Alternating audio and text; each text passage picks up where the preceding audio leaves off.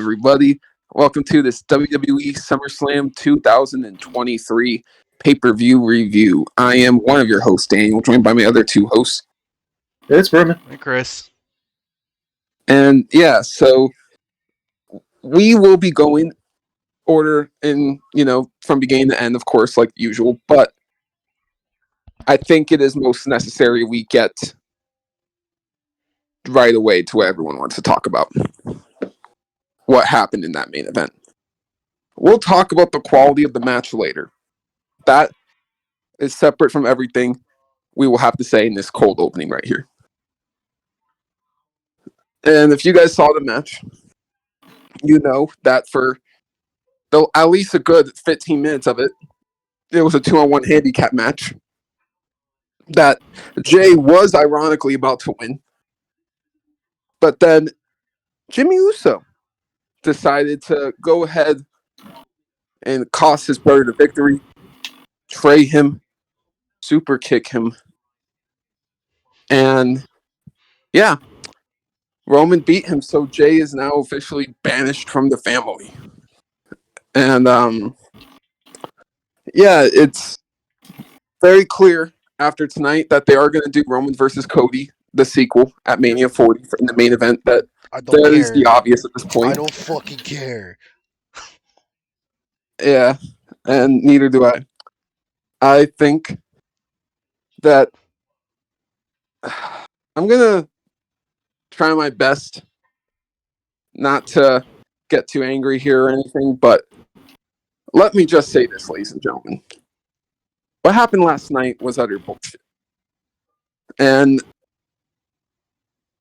you could have made the arguments that, for these past couple of title defenses that, there's still more to get out of this.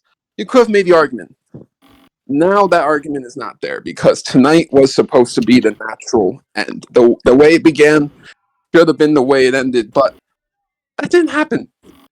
And maybe I'm going a bit far when I say this. The bloodline wasn't Roman's story, it was Jay's story. The bloodline was created all because of Jay falling in line to Roman. And he was the first one in the family to ever take a stand to him. So, in my personal opinion, these last 3 years with the whole bloodline story, it all meant nothing. It really does mean nothing. Because what? You've had Jey Uso here since Chapter 1, and then there's Cody, who randomly popped up in Chapter 20. Yet, we're going to conclude the story with the Chapter 20 guy over the Chapter 1 guy. And we're going to make Roman hold the title for 7 months more till WrestleMania 40. 7 more months of this. And yeah, I just think that this was a horrendous booking decision.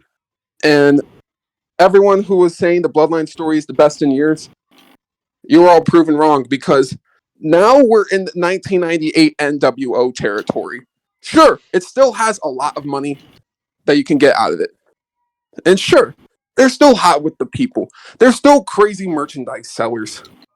But guess what? The story has gone past its natural conclusion. I still think Sammy in February was the best place to do it. That was when it should have ended, in February to Sammy. But that didn't happen. So this was the next best thing. And tonight, that didn't happen either. So, no, I don't think there really is a next best thing. I think it's all fucked. The story, the bloodline story, it's cooked. It's toast. It's evaporated. It's done.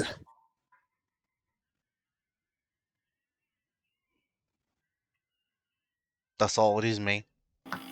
Yeah, it's stupid too. I hate it. And I know they kind of teased it that I think that's what they're going to do. That pretty much, I think they want Roman to become the longest reigning champion in history because they said there's 3 men who held this longer. I think kind of felt like they was kind of teasing, saying, "Yep, they're going to make him hold it for that long, longer than Hulk Hogan, longer than Bruno Sammartino, longer than the other person. I forgot the third person who held it for longer, but." That's probably what's going to happen. I mean, it's really dumb.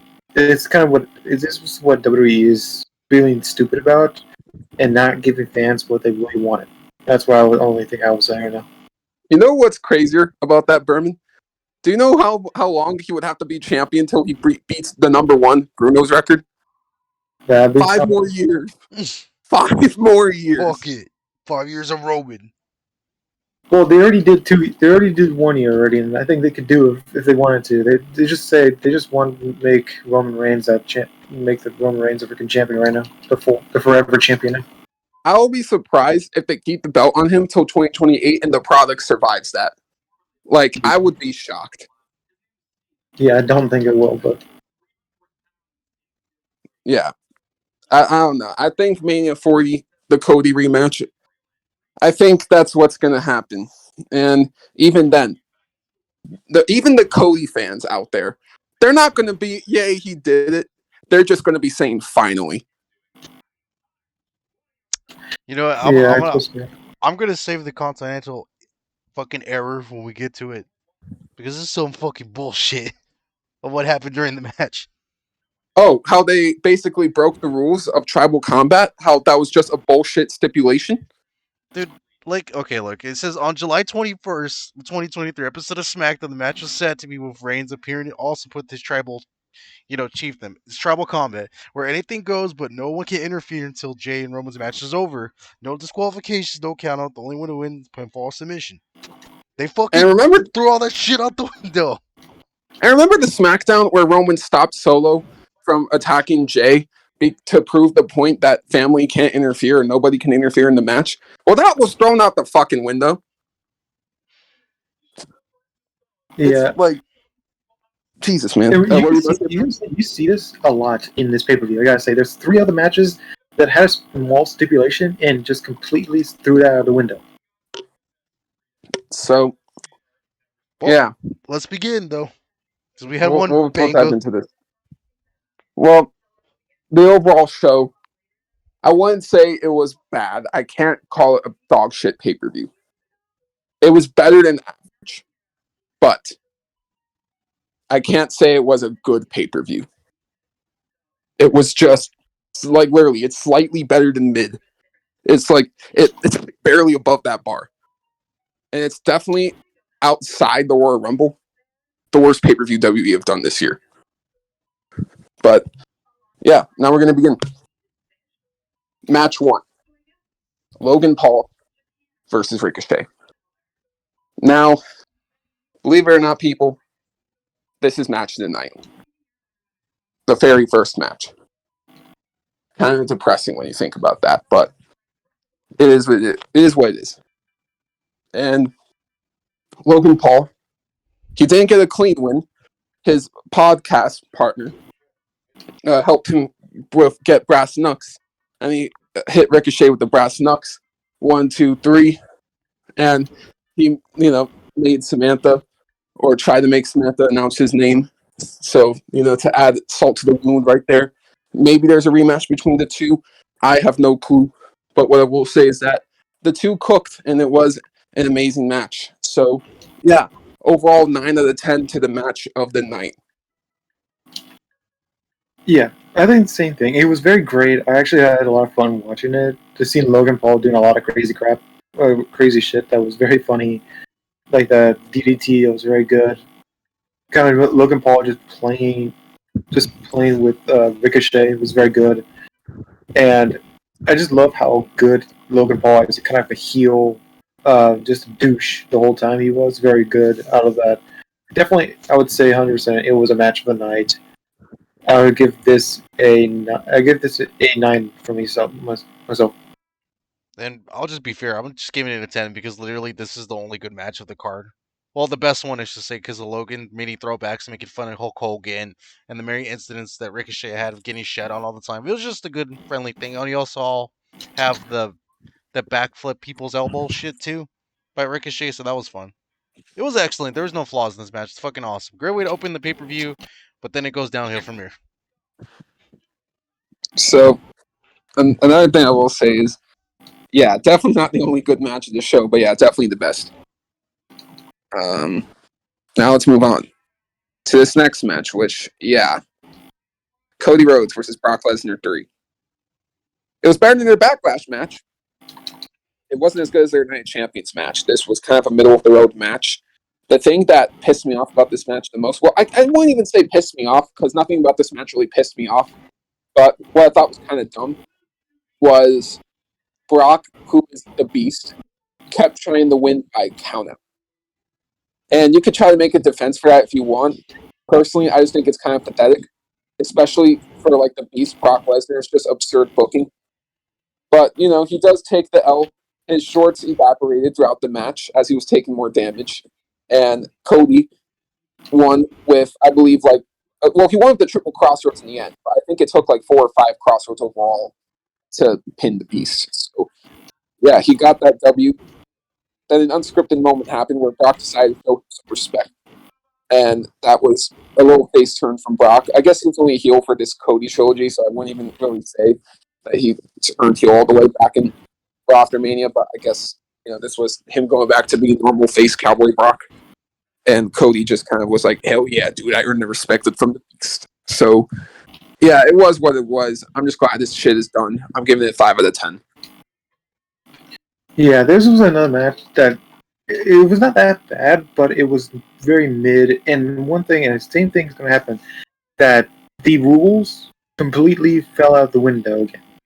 That Cody Rhodes brought up the freaking stairs and just bashed Brock Lesnar in the face with it. That should have disqualified him. That should have disqualified him immediately. But nope, the ref said, nope, it's okay. I'm okay. It's okay. It's okay. That made no sense. It's not a There's no disqualifications. It's not that match. It's not Extreme Rules. It's a regular match. They just threw that rule out of the window, just like the main event. And it made no sense, but it was not bad of a match at the same time. It was just weird just to see Brock Lesnar not being the beast, but being kind of just saying, well, I just want to win by count out. That doesn't feel like Brock Lesnar. So I'm gonna give this a 5 myself. And it was very. But you know what? You know what the funny thing about this match that made me chuckle was the fucking promo song they used, which was "Daylight." Like that was the gayest shit they could have used for the promo. It was like if Cody Rhodes and Brock Lesnar were like going out and they broke up, man. I don't know who the fuck was in charge of that shit, but that was fucking cringe. But you know what? No, that added to the match because they hugged at the end. But that match is mid as fuck. It's a 5. Well, not only it was cringe, but it was like they were trying so hard to force a story that just didn't exist. Like, there's no story here. What the fuck are you rats doing? Stop lying to your audience and acting like there's something going on. There's nothing going on. Brock just attacked Cody on a weekly basis for 4 months straight and never gave an explanation for it. There has no fucking story around this. So, yeah, they're just trying to justify this shit being booked out in SummerSlam. It is what it is, though. And yeah, the fact that Cody used a weapon and it's a normal match. Well, Jesus Christ, man. It's like, yeah. Those parts of the match definitely are headache-inducing for sure. Dayla was funny as fuck though. That's the only thing I'm giving the match. Now, we'll move on to this next match, the Slim Jim Battle Royal. And like your average Battle Royal, this was mediocre and not much really happened. You had your few moments here and there, like OMOS returning. He was the big return. Reports were saying that there was a big return planned for SummerSlam. It ended up being my boy, OMOS. But you fucking bastards on the internet went ahead and was like, no Randy Orton, no Bray Wyatt. Shut the fuck up. Seriously, shut the fuck up. No one needs those people when you got big, giant OMOS. Yeah. You don't need that. You don't need that shit. And you had OMOS get multiple eliminations, look like a beast. And of course, not a single one of those cowards could eliminate him on his own. So they all had to literally team up, and he got eliminated by like over 10 people, because that's how many people it took to get rid of OMOS. Of course, that's how many it took, because he's a beast, and he had to hit one, and they had to go after him due to the fact that they're all stupid. But that's besides the point. The point is that you bastards have said that was not a big return at all. You people have no idea what wrestling means then, if OMOS isn't the biggest return we have ever seen in the history of wrestling. This man left in a silence after Backlash. After his loss at Backlash to Seth. He got married. He got the honeymoon. and now he's back, and now he's going to smash, and going to get titles. Maybe join the Hurt Business. Why don't he? That'd be sick. But anyways, back to the match. You had your little excitement moments with LA Knight, and there was a final 2 sequence with him and Sheamus where LA Knight did ultimately win. The crowd were huge for this match and the first 2 matches, but yeah, they pretty much died after this. And yeah, Detroit did not make the country look good with how they were for the rest of the night. That's all. I'll leave that for now. Overall, I'm just going to give this joint a 4.5 out of 10. Cool for LA Knight to finally get some kind of big win on a pay-per-view, but is this really going to go anywhere? We'll find out over time. Yeah. This was a very mediocre. I was not that big a fan. I love LA Knight, so I'm happy with LA Knight winning. But everything else was mediocre. There was nothing big. My boy Jordan Devlin got eliminated second. So I didn't like that because I wanted to stay a little bit more. But it's just, I don't know. It's just very mediocre to me. I'm gonna give it a 4 for myself. Just call it mid. It is what it is. Not much I could talk. Glad LA Knight won, but anything crazy, I'm good. So, what are you rating this joint? 5 for 5 All right, minutes. Even though I guarantee this went on longer for 5 minutes. 50 minutes. Yeah, 5 for 15 minutes. Let's go. Now we move on to the MMA Rules. Ronda Rousey versus Shayna Baszler. Now, I don't think this is a secret at all. This was the worst match of the night. And it just wasn't good. It was just a lot of submissions, not much fighting. Like, there wasn't really any blood. There wasn't really anything too exciting. Good for Shayna that she got the win. But yeah, this was just kind of underwhelming. And if this was Ronda's last match in her second run, well, thanks for coming back, I guess, and doing work. But your second run didn't really mean much. So, yeah. And I thought if you compare Ronda's second run to her first run, the second run was just a disaster in comparison. But yeah, overall, I'm going to give this a 4 out of 10. Yeah, this was not that fun. It was. I got like some of the kick, like the kick that Shayna did to Ronda. That looked pretty brutal. I did like that, and the knee strike from Ronda to Shayna. That was 2 move strike. Looked really like MMA, but after this, it went kind of downhill in the match. It was good. I love Shayna Baszler, so I'm happy that she at least won it. The only thing good that came out of Ronda Rousey coming back for her second run was Shayna Baszler beat her ass, so Shayna Baszler can finally go for a freaking championship title finally. So I'm gonna give this a 3. Bro, how are you gonna call this an MMA style rules when you didn't fucking do anything UFC related? Fucking Ronda got a 2-minute break. They didn't fucking count jabs, and then when they were attacking each other, they didn't fucking connect. They're both in the UFC. You could have done better. This shit's ass. Fuck this match. Give it a 2. It's a waste of time and filler. Now we move on to the IC Championship match. Gunther versus Drew McIntyre. Simply put, thought this was a great match.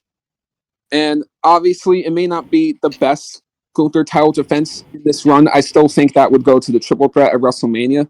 But this was really good. This was definitely great. You had Drew look strong in defeat, and Gunther continues his reign of dominance. All he has left is Payback. And then after Payback, he is officially the longest reigning IC champion in history. And yeah, that's some great shit. Like I said, I'm not against Drew beating Gunther, but SummerSlam wasn't the place to do it. And this is one of the few booking decisions that I think WWE got right here on this show. So, I'm going to be giving this match an 8.5 out of 10. While I didn't think they could have done a little bit more, and I did expect a little bit more, I'm still pretty satisfied with what we got here. Yeah, this was very rich. It shows that Gunther is not a tank that he can get hurt by Drew McIntyre. So it's very interesting. And it felt like Gunther was going to win, even if because it's showing that he's trying to beat Honky Tonk's record, and it makes perfect sense. So I really like this. But one, my rating will definitely be an 8.5. But my big question is, who is next to challenge Gunther? Gable. I don't think so. I don't want that. You don't want Chad Gable? No, I don't like Chad Gable in general. So. Oh, okay. Now, me and you were definitely disagreeing on that one. So. I just don't like Chad Gable in general, just because of his character. I don't like his character right now. Well, okay, did you at least appreciate him when he was an American Alpha? 100%. I loved him. Okay, all right. At least we have that. At least I just don't like him in this. I don't like him in this freaking weird academy thing. I just don't like that. I loved him in American Alpha. Freaking loved him, but him right now, don't like him. But hey, we can't agree on this though. Gunther versus Chad would probably be a banger of a match. They did do pretty good on Raw in that little 5-minute exchange. I squash ball too. He did, but he at least proved that he could survive more than 5 minutes with the Beast. I don't know. I think Chad is next in line, but we'll see what happens. All I gotta say, really, I just hope they don't run this back again because look, Gunther versus Drew McIntyre has been done like 2 times. I just want to see something refreshing. They're always gonna deliver at the end of the day, but if you're gonna keep repeating the same kind of wrestler over and over and over again, like it's gonna get boring after a while. And sure, the match is good on itself, but it wasn't anything too crazy. Maybe except for when Drew McIntyre kind of took like the ball thing to the fucking ropes, looked brutal. But outside of that, it was very like standard. But it was good. I'll just give it an 8. 8.5 actually. Yeah. And I just gotta think about it really quickly. What about OMOS versus Gunther? No, almost will kill him. Yeah, almost would destroy Gunther. I think that would be a mismatch. You know what I'm saying? Or it could be a squash. Man, I would be interested though. Giant versus Giant. I know a lot of people don't like OMOS, but OMOS, he's just a Nigerian giant, bro. You can't fight against it. Now, all right. Okay, this next match, I'm actually going to let Berman go first here because he probably has the most passionate take out of us three, for sure, I bet. Seth Rollins versus Finn Balor for the World Heavyweight Championship. You can go ahead, my friend. Yes, I do. I wanted to see Finn Balor complete the dream. He lost it at freaking SummerSlam 7 years ago, and he came back at SummerSlam, and I was thinking, all right, he's going to win that freaking title for the Judgment Day, so Judgment Day is going to have pretty much all the gold and the Money in Bank. And they fucked it completely up. Finn Balor should have won that goddamn shit completely. This whole thing to me felt robbed. Like, Finn Balor got robbed completely. Seth Rollins should have just lost that title against Finn. It was just poetic justice. It was a great match too. I love the match. It was thinking like, oh, Seth is gonna win. Oh, nope, Finn Balor is gonna win. It was just so annoying that they did this. And I thought, oh, maybe Damian Priest. At least if Damian Priest cashed in, I would be happy at least to see at least one of the Judgment Day kind of won something. But no, it really pissed me off still because I love Finn Balor. He's still one of my favorites in like top 5 in WWE, and I hate that they did not give him his title reign. It's very stupid, and I really freaking hate it. Even though I hate the result, the match was good. It was pretty fun, so I'm definitely going to give this an 8. I just don't like the result at the end. All right, your turn, Chris.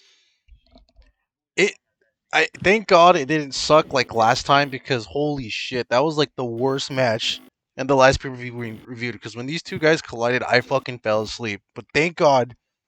You know what? No, actually, I take it back. It's like just fast forward to 20 minutes into the match when it actually becomes good.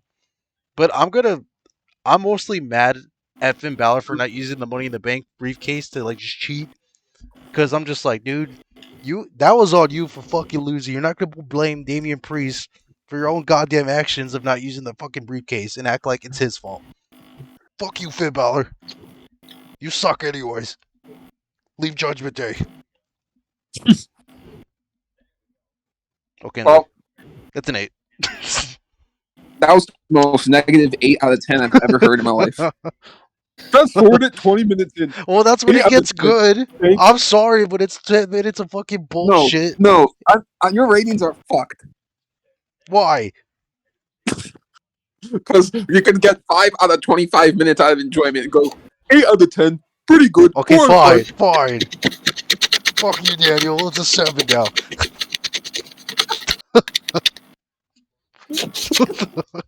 So I left it at an 8, Daniel.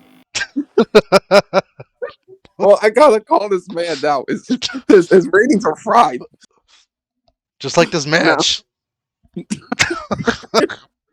You're being negative about it right now. It's a good match. I'm just saying, just fast forward to 10 minutes in. Don't waste the time. Just go to the part where it gets good. All right. So Ah, now we move on to the WWE Women's Championship match. Asuka versus Bianca Belair versus Charlotte Flair.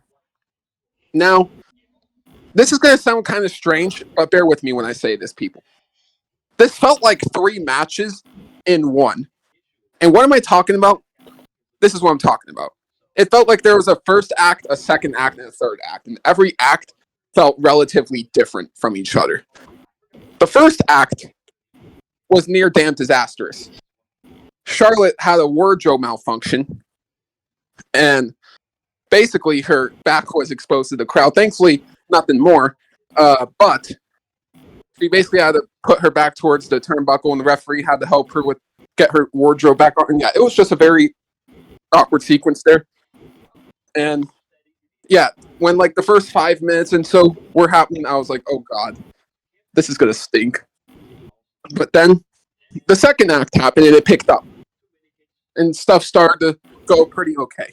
And it kept building up into what was a near damn flawless final and third act, where everything was just so fast-paced, so intense, and it became near damn unpredictable, where I was caught off guard and was like thinking, I have no idea who's going to win here. And then the ending happened. Bianca, throughout the match, was selling a broken leg. And, you know, she kind of pulled a Daniel Bryan, where she fought through the injury and made sure to get that title back that she was basically screwed out of. It was basically a very Daniel Bryan-esque moment for Bianca. And she pulled it off where while she was stuck in this figure 8 submission, well, figure 4 at the time, but it was going to be the figure 8, Bianca managed to duck a kick from Asuka, roll her up, well, cradle pin her. 1, 2, 3. So Bianca Belair is the new 3-time WWE Women's Champion. And she's held every version of the belt, the blue, the red, and now the gold. So that's pretty sick when you think about that on its own. But after the match, Io Sky and Bayley were running down the ramp with that briefcase, making sure Charlotte and Asuka don't get in the way. They have Io cashing on Bianca. The bell rings. And remember, Io lost to Bianca at Backlash, so this was her second chance at Bianca now for the title. So she went to that top rope, hit that moonsault. 1, 2, 3. She got it. And, funny enough, Bianca set a record here by being in not only the longest SummerSlam women's match of all time, but by also being in the shortest women's SummerSlam match of all time. And both happened on the same night. So that's pretty crazy in itself, too. So we get that Bianca Io rematch from Backlash with Io as the champ walking in this time. So that's going to be pretty sick if that ends up happening. You can still do Asuka versus Io down the line. That hasn't been something that's forgotten.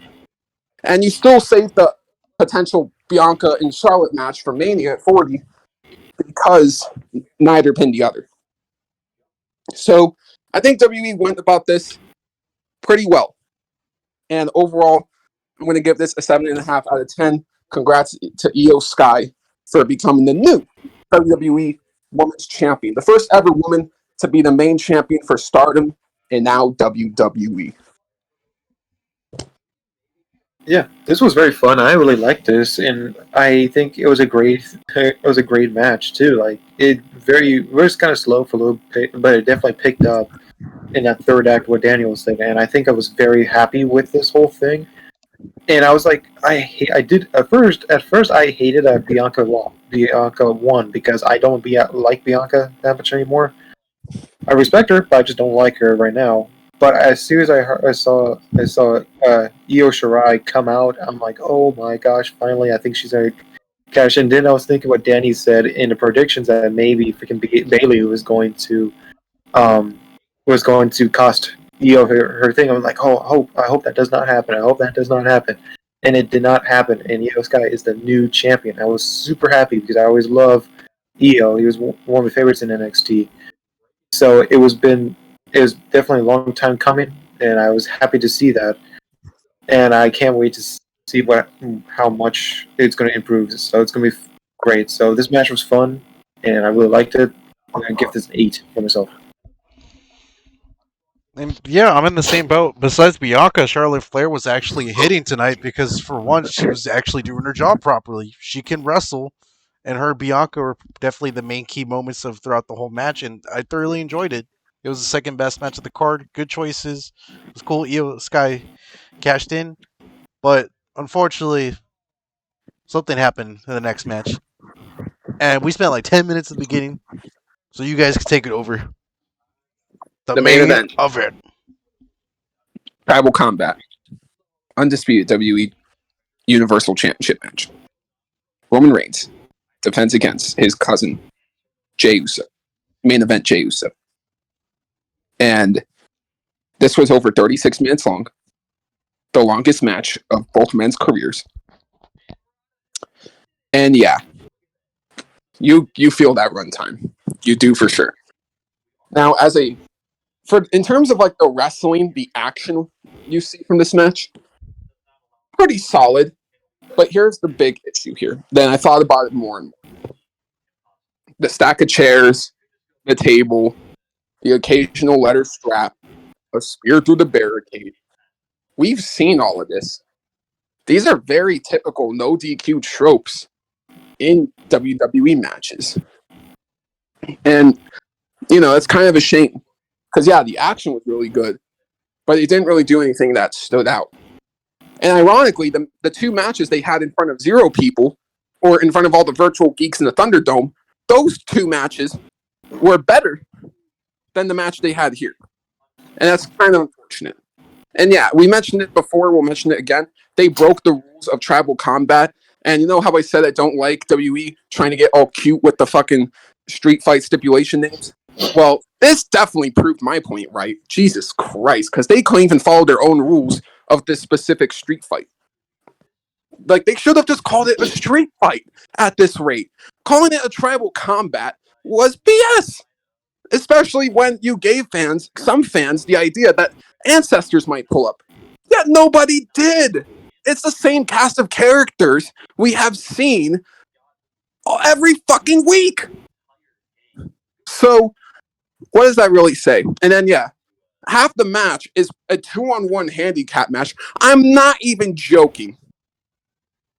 Literally, Solo is in this match for over half of its runtime. Why? I'm genuinely asking. Why? And I get it. Roman can't beat Jey. Especially on this show, you could say in the record books, he's 3-0 on Jey, but every single time, he didn't really do it. The first time, Jimmy threw in the towel. And now it seems like that was on purpose. After all these years, I hate that they're retconning that moment, but they are. Maybe that was intentional after all these years. And then the second match, you have Jey quit because of Jimmy being in a dangerous situation, not even himself. And in the third match, it took not 1, not 2, 3 fucking people to put down Jey Uso.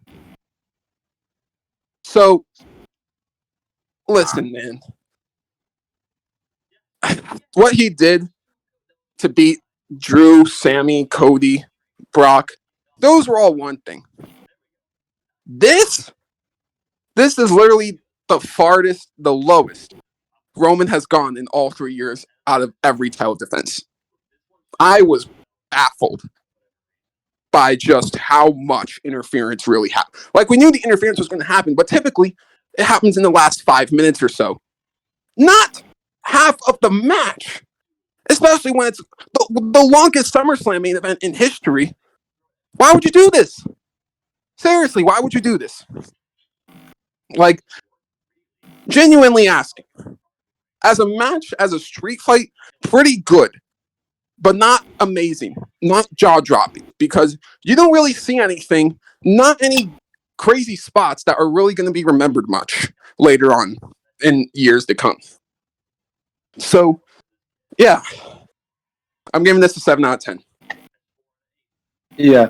Now, this was a crazy thing, and I gotta say that much about it, but it pissed me off a lot. But this whole thing that I feel like Roman was just gonna actually want to win for some reason, when freaking the announcers teased something that saying that that there's 3 champions who hold it, and I'm thinking, oh shit, that doesn't sound good. Why you say that right now? Because that sounds like a teasing something that this might be just because Roman wants to hold it that like longer than Hulk Hogan probably, or maybe Bruno, but I hope not Bruno, but Hogan. I hope that better.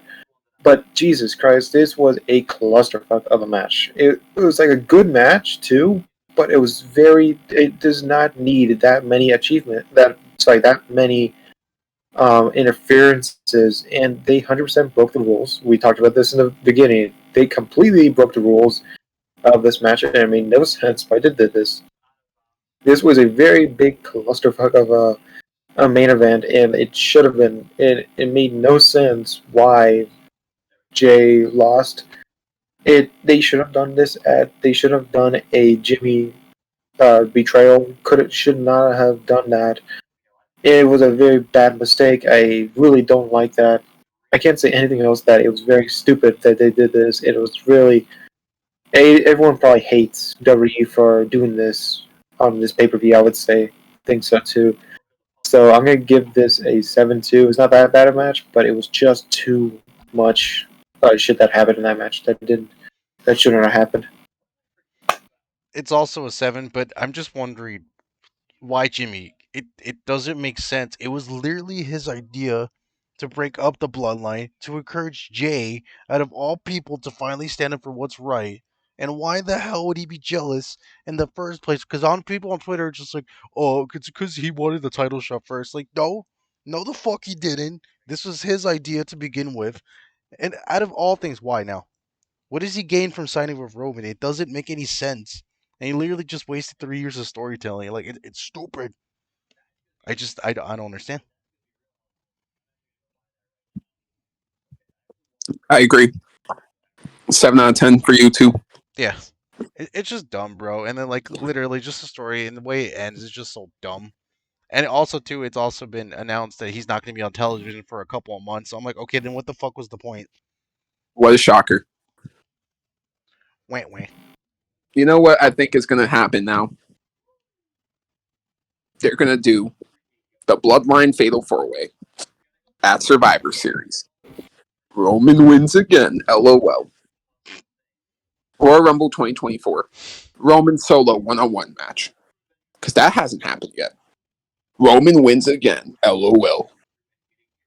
And Mania 40, the Cody rematch. Now he'll have no Usos and no Solo by his side to help him against Cody. And that's how Cody beats him. Roman will not be able to do it on his own. Let's hope that. I don't even have hope anymore. This story is so toast for me that I'm just like, I don't care anymore. They're like, I don't care anymore. Like, I feel what? I feel like WWE is dead this year until next year. Vince came back and really fucked it all up. He really did. Like, geez. Everyone said it. Well, not everyone said it, but reporters that I follow were saying it after the night after Mania when the Endeavor reports came out. They said they'll get to SummerSlam, then they're toast. Like, with the way creative has been recently, and now the next few pay-per-views being pay-per-views in the US, like Payback, Fastlane, being pay-per-views, not being international anymore, Like, the influence is getting more and more apparent now. And even with Vince on medical leave, what? That's going to last for a month or two? You'll be back. I mean, it's just ridiculous at this point. So, this is what I got to say right now, people. We're going to give the overall rating for this show right now. Then I have a little bit of an announcement to make. So, please stay tuned for what I have to say at the end here. So, overall, this show was better than average. It was fine. But for a SummerSlam, this does not get the A-OK. Especially if you compare it to even the one 2 years ago. I thought the one 2 years ago was better. Or if you want to compare it to 2002, the greatest SummerSlam of all time, Jesus, that's a whole separate conversation. So overall, I'm just going to give it a 6 out of 10. Yeah, I would say better than average, but it was not okay for SummerSlam. I would say the exact same thing. It's going to be a 6. I feel like I should just give it. Actually, I'm going to give this a 5.5 because I still don't. This was not a good thing, and now I feel like I'm not going to watch WWE until next year. I'm just going to stick with AEW and Ring of Honor and New Japan from now on. Yeah, same here, 6. It was okay. I mean, there was 3 good matches, but at this rate, you're just might as well just watch an episode of Raw. That's what these pay-per-view are nowadays. They're just slightly better versions of Raw, and that sucks. Yep. It does. And when Triple H had full control, you noticed how that didn't feel that way? Mm-hmm. They actually meant something, and the matches delivered, and it was something new and original. And now it's the same shit. I know you were complaining about some of his pay-per-views being mid, but remember the storytelling, the level of great storytelling in the War Games match last year? That has hit the shitter. So CM Punk was right. People really give CM Punk shit for just telling the truth. It really is sad. But now let's get to the announcement for the end of the video here. We will not be reviewing Payback. We will not be reviewing Fastlane. We will not be reviewing Survivor Series. We will not be reviewing Royal Rumble. And we will not be reviewing Elimination Chamber. We will be back to reviewing WWE at WrestleMania 40. I know. 7 months. But that's how fucking long people are going to have to wait till the next big chance Roman has to lose. And honestly, I'm a huge Roman fan. I've been for years. But I can tell when a storyline has gone on for way too long. We are in 98 NWO territory. People say it, how Starrcade 97, things should have ended the story against Hulk Hogan. Because the NWO was getting way too much money, it didn't. They kept it going for years and years and years until they drove it into the fucking ground. So guess what? This bloodline shit is now 98 NWO territory. It was a once cool, great, respected group that has gone on for too fucking long. And it peaked when it involved Sami Zayn. And you can all be mad at the facts.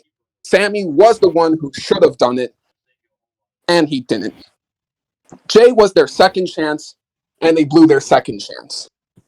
And honestly, I've been so invested in the storyline, and just to see them blow it the way they have, it's made me very unmotivated to continue being an active fan of the product, at least for a while. And it's not like the bloodline is the only flaw WWE has overall right now.